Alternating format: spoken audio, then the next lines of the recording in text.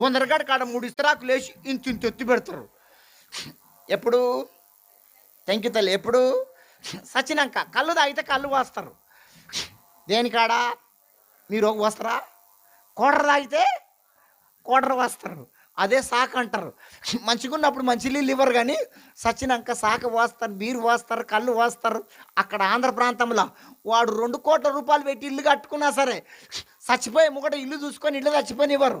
ఇంట్లో చచ్చిపోతే దయ్యమై ఇల్లుని తిరుగుతాడని, ఇంటికి కొంపకు దరిద్రమని, కొన ఊపిరుండంగా, గొంతులో పానం ఉండంగా, సచ్చిన కుక్కని ఇడిసినట్టు ఈడ్చి ఇంటి ముంగట టెంటేసి ఈ సచ్చినోని వరిగడ్లేస్తారు.